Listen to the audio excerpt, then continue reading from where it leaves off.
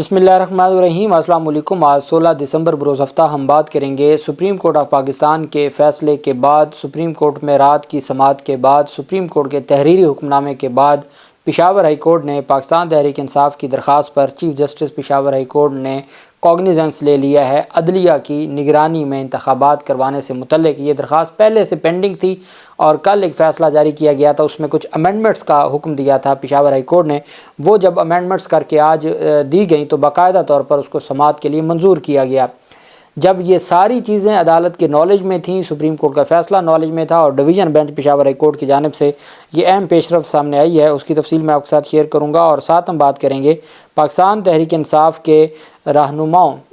جو ایک تو سابق رہنما ہیں فواد چودھری اور اس سے پہلے شیر افضل مروت جو سینئر نائب صدر ہیں، جو فواد چودھری کے ہی عہدے پر براجمان ہیں، ان کے حوالے سے سپریم کورٹ بار ایسوسی ایشن کی جانب سے جو سخت رد عمل سامنے آیا ہے، اس میں سپریم کورٹ بار ایسوسی ایشن کی جانب سے یہ کہا گیا ہے کہ فی الفور رہا کیا جائے فواد چودھری کو بھی اور دوسری جانب شیر افضل مروت کو۔ ان کی جانب سے کہا گیا کہ جس طریقے سے شیر افضل مروت کو گرفتار کیا گیا یہ انتہائی توہین آمیز ہے اور عدلیہ جو وکلاء بار ایسوسی ایشنز اور بار کونسلز ہیں شدید تشویش میں مبتلا ہیں پولیس کے اس بیہیویئر سے۔ اور ساتھ انہوں نے کہا کہ فواد چودھری جو کہ نہ صرف سابق وزیر قانون ہیں بلکہ وہ سپریم کورٹ بار ایسوسی ایشن کے ممبر بھی ہیں، سپریم کورٹ کے وکیل ہیں۔ شیر افضل مروت بھی سپریم کورٹ کا وکیل ہے، شیر افضل مروت تو سابق جج بھی ہے، اسپیشل جج۔ تو انہوں نے کہا کہ جس طریقے سے فواد چودھری کو ہتھکڑی لگا کر اور چہرہ ڈھانپ کر تضحیک آمیز طریقے سے عدالتوں میں پیش کیا جاتا ہے، وہ وکلاء برادری کے لیے باعث تشویش ہے۔ ہر فرد آئین کے تحت شفاف ٹرائل اور اچھے سلوک کا حقدار ہے۔ اعلامیہ میں کہا گیا کہ سپریم کورٹ بار کو وکلاء کو ہراساں کرنے اور پیشہ ورانہ ذمہ داری کی ادائیگی میں رکاوٹ ڈالنے پر شدید تشویش ہے۔ جلد از جلد شیر افضل مروت اور فواد چودھری کو رہا کیا جائے اور کسی بھی صورت میں وکلاء کی توہین قبول نہیں کی جائے گی، اور اگر رہا نہیں کیا جاتا تو وکلاء بار ایسوسی ایشنز اپنی ذمہ داری نبھائیں گی اور جو اپنا ایک ان کا طریقہ کار ہے آئین اور قانون میں رہتے ہوئے اس کے مطابق وہ رد عمل بھی دیں گے۔ دوسری جانب شیر افضل مروت کی گرفتاری کے حوالے سے آج لاہور بار کی جانب سے کل ہی یہ فیصلہ کیا گیا تھا اور لاہور بار ایسوسی ایشن نے باقاعدہ طور پر اعلان کیا تھا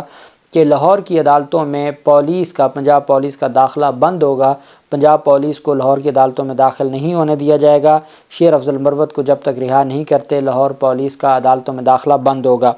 صدر لاہور بار ایسوسی ایشن کی جانب سے رانا انتظار نے کہا کہ ہمارے مہمان تھے شیر افضل مروت، وہ ہماری دعوت پر آئے تھے لاہور اور لاہور سے ان کو گرفتار کیا گیا ہے، جس کو ہم کسی بھی صورت میں قبول نہیں کریں گے۔ انہوں نے کہا کہ ان کی رہائی تک پولیس کے داخلے پر عدالتوں میں پابندی ہوگی، تالہ بندی ہوگی عدالتوں کی، کسی بھی پولیس اہلکار کو عدالتوں میں داخلے کی اجازت نہیں ہوگی جب تک شیر افضل مروت کو رہا نہیں کیا جاتا۔ کسی بھی صورت میں ان کو عدالتوں میں داخلے پر داخل نہیں ہونے دیا جائے گا۔ ان کی جانب سے یہ بھی کہا گیا کہ لاہور ہائی کورٹ نے جو ڈی سی کو نوٹس جاری کیا ہے، ڈی سی ہر صورت سوموار والے دن جواب بھی جمع کروائیں اور شیر افضل مروت کو عدالت پیش کریں، چونکہ اس کیس میں شیر افضل مروت کیس میں لطیف خان کوسہ جہاں وکیل ہیں وہیں پہ لاہور ہائی کورٹ بار ایسوسی ایشن خود اس میں عہدیدار پیش ہوئے تھے، لاہور بار ایسوسی ایشن کے عہدیدار پیش ہوئے تھے اور وکلاء سینئر وکلاء پیش ہوئے تھے، اور ان کی جانب سے یہی کہا جا رہا تھا کہ ہر صورت شیر افضل مروت کو رہا کیا جائے۔ اب دیکھنا یہ ہے کہ شیر افضل مروت کی رہائی کے حوالے سے جسٹس شہرام سرور صاحب چونکہ وہ وکلاء کے حوالے سے وہ کافی ریلیف دیتے ہیں، وکلاء کی حد تک وہ ریلیف دیتے ہیں، وہ خود بھی جج بننے سے پہلے وہ لاہور ہائی کورٹ بار کے عہدیدار رہے ہیں، تو امید ہے کہ سوموار والے دن پاکستان تحریک انصاف کے جو وکیل ہیں شیر افضل مروت اور سینئر نائب صدر ہیں ان کو ریلیف ملے گا۔ ایک اہم چیز جو میں آپ کے ساتھ شیئر کرنا چاہوں گا وہ یہ ہے کہ جہاں ہم نے دیکھا کہ پاکستان بار کونسل نے سب سے پہلے لاہور ہائی کورٹ بار اور بلوچستان کے مختلف بار ایسوسی ایشنز اور بار کونسلز نے جسٹس سردار طارق مسعود بینچ کے فیصلے کو غیر آئینی اور غیر قانونی کہا تھا، جو فوجی عدالتوں سے متعلق تھا اور جس میں یہ کہا گیا تھا کہ فوجی عدالتوں میں سویلین کے ٹرائل کو غیر آئینی قرار دیا تھا۔ اس فیصلے کو معطل کیا، 5 رکنی بینچ کے فیصلے کو 5 رکنی بینچ نے معطل کیا، جس کو لاہور ہائی کورٹ بار ایسوسی ایشن نے مذمت کی اور بلوچستان کی تمام بار کونسل اور بار ایسوسی ایشن کی جانب سے جو اس کی باقاعدہ طور پر مذمت کی گئی تھی۔ اب اس میں اہم پیش رفت یہ سامنے آئی ہے کہ سپریم کورٹ بار ایسوسی ایشن کی جانب سے جو میں یہ سمجھتا ہوں کہ اب تک کی جو اہم پیش رفت ہے، سپریم کورٹ بار ایسوسی ایشن نے بھی مذمت کی ہے، اور سپریم کورٹ بار ایسوسی ایشن نے کہا ہے کہ یہ آئین کا کھلواڑ ہے، وکیل کسی بھی فوجی عدالت کو نہیں مانتے۔ پاکستان بار کونسل جو اعظم نذیر تارڑ اور احسن بھون گروپ ہے، ان کی جانب سے بھی باقاعدہ طور پر مذمت کی گئی ہے، اور سندھ ہائی کورٹ بار ایسوسی ایشن نے بھی اپنا مذمتی جو تفصیل ہے وہ دی ہے، اور انہوں نے کہا ہے جی کہ ہر صورت جو آئین ہے، جو قانون ہے،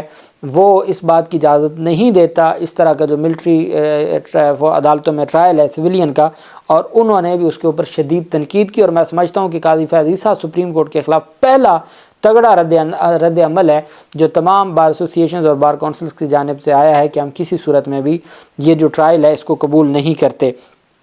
چونکہ اب تو ٹرائل شروع ہو چکا ہے، فیصلہ آ گیا ہے، فیصلہ آنے کے بعد بس صرف ایک جو فائنل ججمنٹ ہے وہ شاید نہ سنائی جائے، لیکن جو باقی ٹرائل ہے، اور اس میں جو اعتزاز احسن صاحب ہیں ان کا تو یہ ماننا ہے، چونکہ وہ بہتر جانتے ہیں، ان کو ایکسپیرینس ہے، اب ہمیں تو نہیں ایکسپیرینس آرمی عدالتوں میں کس طریقے سے ٹرائل ہوتا ہے، تو ان کا کہنا ہے کہ وہاں صرف کنفیشن ہوتا ہے، کوئی ایویڈنس نہیں ہوتی، اور جب وہ اقبال جرم کرتے ہیں تو اقبال جرم پر سزا سنا دی جاتی ہے۔ تو اب دیکھنا یہ ہے کہ اگلے فیصلے تک، عدلیہ کے فیصلے تک جو سزائیں ہیں وہ سنائی جاتی ہیں نہیں سنائی جاتی، اور ان کا اگلا لائحہ عمل کیا ہوگا۔ اگر وہ 1 سال کے بعد، 6 ماہ 8 ماہ کے بعد وہ ان کی سول کسٹڈی واپس آ بھی جائے تو وہ 8 ماہ تو کسی کھاتے نہ گئے، پھر ان کو نئے سرے سے اگر ریمانڈ شروع ہو جائیں سول عدالتوں میں، دہشت گردی کی عدالتوں میں، تو پھر یہ سلسلہ کہاں جا کے رکے گا، یہ اب دیکھنا ہے سپریم کورٹ آف پاکستان نے۔ اچھا، کل جو سماعت ہوئی تھی انتخابات کے حوالے سے پشاور ہائی کورٹ میں، پشاور ہائی کورٹ کے چیف جسٹس کی سربراہی میں 2 رکنی بینچ نے سماعت کی تھی، پاکستان تحریک انصاف کی درخواست کی۔ پاکستان تحریک انصاف نے یہ درخواست جو لاہور ہائی کورٹ میں 6 دسمبر کو دائر کی تھی، اکتوبر میں سندھ ہائی کورٹ میں اور پشاور ہائی کورٹ میں پہلے ہی دائر کی ہوئی تھی، اور اس پر پشاور ہائی کورٹ جب فیصلہ کرنے لگی تھی تو الیکشن کمیشن نے کہا تھا جی کہ اس میں ہمارا نیا نوٹیفکیشن آ گیا، جس پر پھر پاکستان تحریک انصاف کو کہا گیا تھا وہ نوٹیفکیشن بھی ساتھ چیلنج کریں تاکہ عدالت کو ڈیسائیڈ کرے۔ 2 رکنی بینچ نے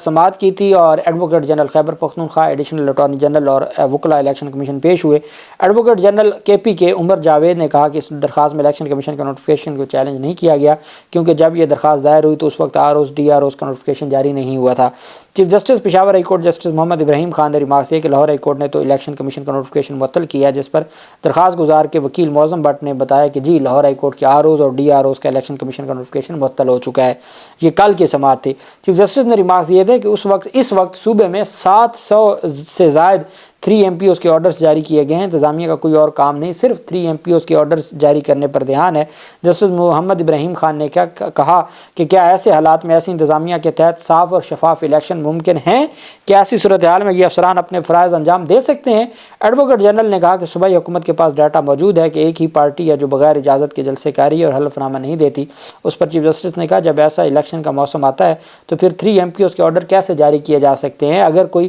انتخابی مہم کی یا انتخابی جو آپ کے SOPs ہیں ان کی خلاف ورزی یا ضابطۂ اخلاق کی خلاف ورزی کر ہے تو یہ الیکشن کمیشن نے کارروائی کرنی ہے۔ انتظامیہ کون ہوتی ہے 3 MPOs جاری کرنے والی؟